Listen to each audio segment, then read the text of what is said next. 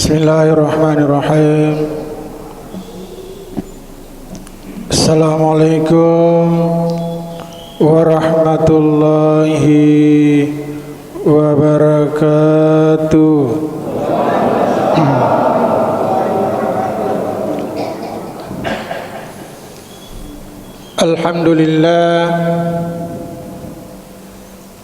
Alhamdulillahillazi ja'ala syahra Ramadan allazi unzila fihil Qur'an hudan linnas wa bayyinatin minal huda wal furqan. Wassalatu wassalamu ala asyrafil anbiya'i wal mursalin sayyidina Muhammadin wa ala alihi wa sahbihi ajma'in. Amma ba'd. Qala Allah subhanahu wa ta'ala fil Qur'anil Karim wa huwa asdaqul qa'ilin. A'udzubillahi minasy syaithanir rajim. Bismillahirrahmanirrahim. Ya ayyuhallazina amanu kutiba alaikumus syiyamu kama kutiba alal ladzina min qablikum la'allakum tattaqun. Wa qala aidan walau anna ahlal qura amanu wattaqaw lafatahna alaihim barakatin minas samawati wal ard. Shadaqallahul azim wa sadaqa rasuluhun nabiyul karim wa nahnu ala dzalika minasy syahidin wasyakirin walhamdulillahi rabbil alamin. Bapak-bapak, ibu-ibu, kaum muslimin sidang jamaah tarawih yang sama-sama dirahmati oleh Allah Subhanahu wa ta'ala. Marilah kita semua dan tentunya memanjatkan puji syukur kita kehadirat Allah Subhanahu wa ta'ala, oleh karena pada malam yang ke-9 ini kita semua masih diberikan kekuatan, kesehatan dan kesempatan untuk bersama-sama di tempat yang amat mubarakah ini dalam rangka untuk melaksanakan kewajiban kita selaku hamba Allah Subhanahu wa ta'ala. Salawat dan taslim kita kirimkan kepada baginda Rasulullah sallallahu alaihi wasallam, nabi yang diutus oleh Allah Subhanahu wa ta'ala ke permukaan bumi ini untuk menyampaikan satu risalah agama, yaitu dinul Islam. Bapak-bapak, ibu-ibu, kaum muslimin sidang jamaah tarawih yang sama-sama dirahmati oleh Allah Subhanahu wa ta'ala.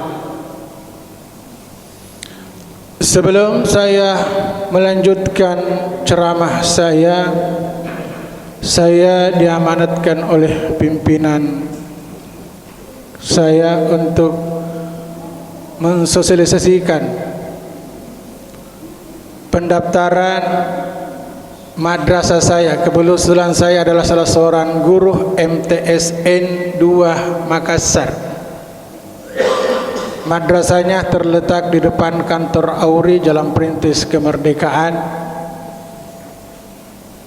Ini menjadi hak bagi umat Islam, khususnya di Kecamatan Tamalan Riah dan Kecamatan Biringkanaya, karena madrasah kami jauh lebih cepat pendaftarannya ketimbang dengan SMP. Madrasah kami insyaallah bulan depan, akhir bulan April sudah mulai pendaftaran. Di sana ada 3 madrasah, ada MAN 3 plus MAN PK. Kalau MAN PK sudah ada muridnya untuk tahun baru, tahun ajaran baru akan datang. Kemudian ada MTSN yang tempat saya mengajar, dan ada MIN atau sederajat dengan SD. Kalau di madrasah kami ada kelas khusus, tidak semua kelas reguler, ada kelas khusus. Apa kelas khusus di madrasah kami? Kelas khususnya adalah tahfiz. Jadi kalau ada bapak-bapak, ibu-ibu mau nitipkan anaknya untuk tahfiz yang murah, beda dengan pesantren, ada kelas khusus yang mulai dibuka tahun lalu. Tahun ini insya Allah kita akan buka lagi kelas tahfiz. Bagaimana sebenarnya kelas tahfiz? Kelas tahfiz itu tidak belajar yang dipelajari umum hanya 4. Bahasa Inggris, matematika, bahasa Indonesia dengan IPA.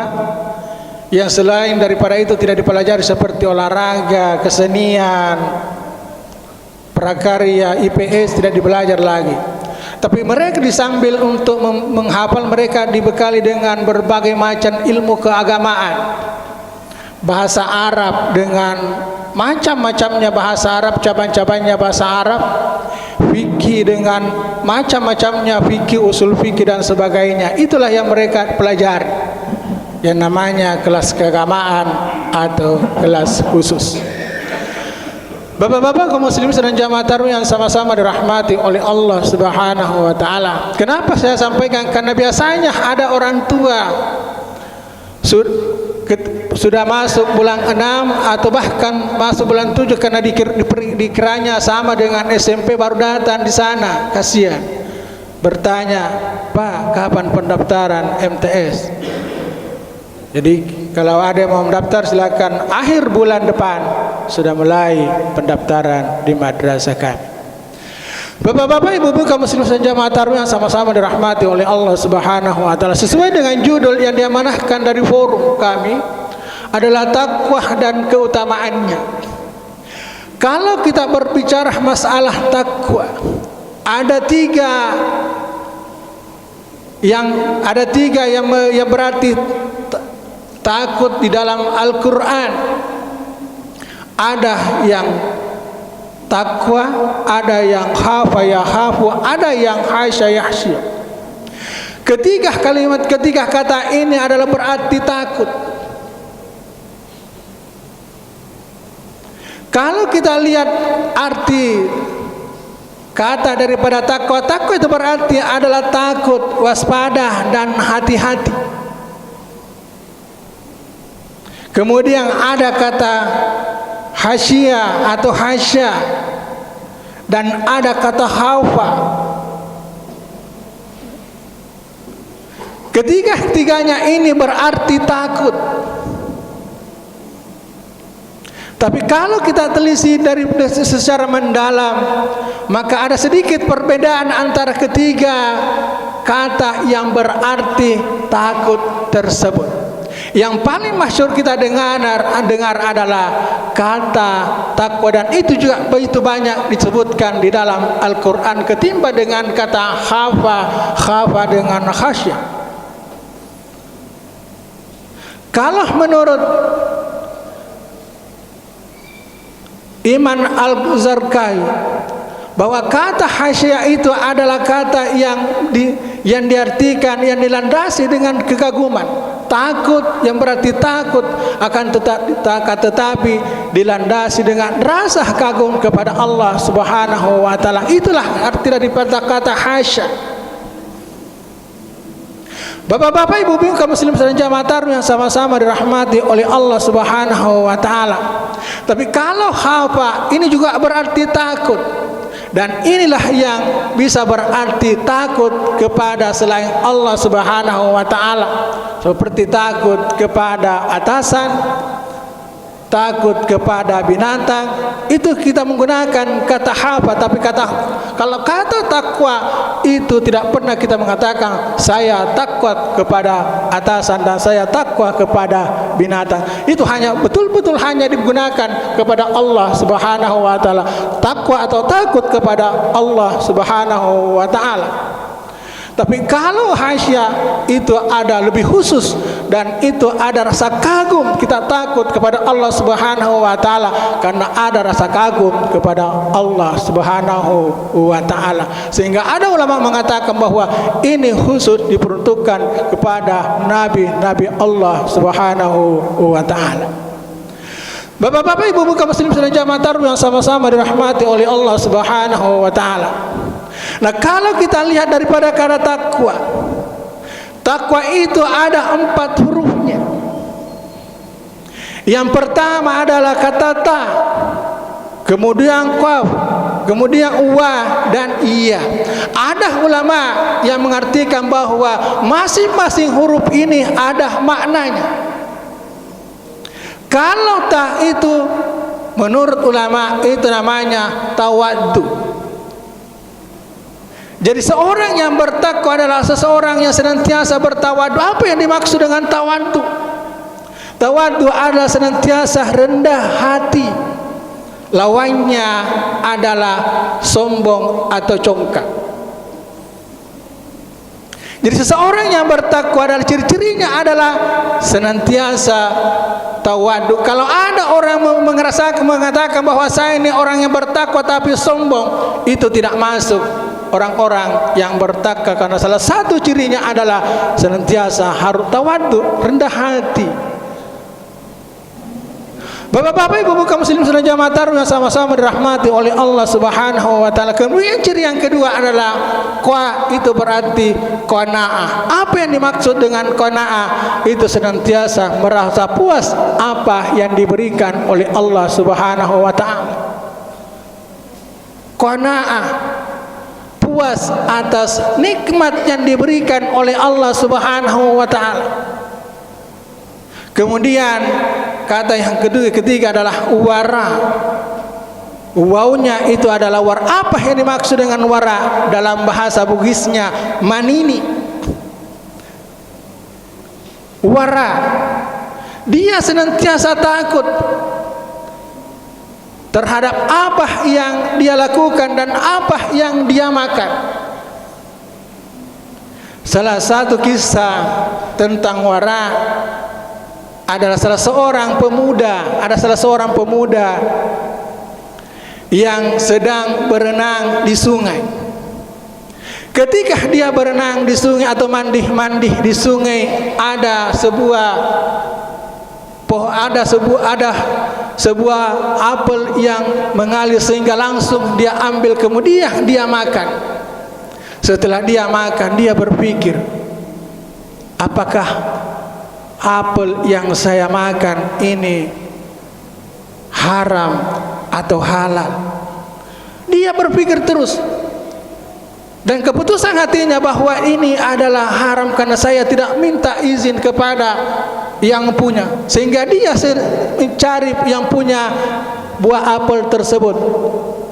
Kemudian dia ketemu tukang kebun apel itu, kemudian mengatakan bahwa, wahai bapak, saya mau minta izin, mau minta agar supaya apel yang saya makan itu dihalalkan, karena saya ini sangat takut sekali manakala ada yang sesuatu yang masuk dalam perutku dan tidak dihalalkan oleh orang yang punya. Maka petani apel ini mengatakan, saya mau halalkan tapi ada syaratnya. Apa syaratnya? Anda harus nikahi anak saya. Anak saya itu punya kekurangan. Yang pertama kekurangannya adalah buta. Yang kedua kekurangannya adalah lumpuh. Yang ketiga kekurangannya adalah bisu. Yang keempat kekurangannya adalah tuli. Tapi si pemuda ini demi untuk supaya dihalalkan apa yang dia makan, karena dia warat sekali, maka dia mengatakan rela bahwa tidak apa-apa, saya rela untuk menikahi anaknya bapak, yang penting bapak menghalalkan saya apa yang saya sudah makan tersebut.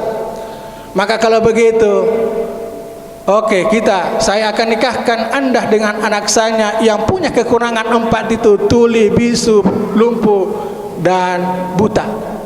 Nah, ternyata setelah dinikahi, sudah masuk di kamarnya malam pertama, ternyata kebalikan apa yang dia bilang oleh bapaknya. Ternyata dia mendapatkan wanita yang sangat cantik sekali dan sempurna apa yang dia katakan. Kemudian diterangkan bahwa kenapa dia mengatakan bisu? Karena anak saya tidak pernah mengeluarkan kata-kata kotor. Kemudian kenapa dia katakan tuli? Karena anak saya tidak pernah mendengarkan yang tidak baik. Kemudian kenapa dia mengatakan buta? Karena dia juga tidak pernah melihat, tidak pernah pergi menonton film, tidak pernah pergi dan melihat hal-hal yang tidak baik. Dan kenapa dia mengatakan lumpuh? Karena dia tidak pernah berjalan ke hal-hal yang tidak baik. Bapak-bapak kaum muslimin dan jamaah taruh yang sama-sama dirahmati oleh Allah Subhanahu wa taala. Dan inilah sebenarnya keutamaan-keutamaan yang diberikan oleh orang-orang yang bertakwa. Dia bisa mendapatkan hal-hal yang baik. Karena kalau menurut Imam Ghazali sebenarnya ada 40 keutamaan daripada takwa. 20 yang bisa didapatkan di dunia dan 20 yang bisa didapatkan nanti di akhirat. Salah satunya yang masyhur sekali yang sering kita dengar adalah barang siapa yang bertakwa kepada Allah Subhanahu wa taala, maka akan diberikan jalan keluar dan berikan rezeki yang tidak disangka-sangka. Bapak-bapak, ibu-ibu kaum muslimin dan jamaah tarawih sama-sama dirahmati oleh Allah Subhanahu wa taala. Barangkali inilah yang sempat saya sampaikan, mudah-mudahan ada manfaatnya. Wallahu muwaffiq ila aqwamit thariq. Assalamualaikum warahmatullahi wabarakatuh.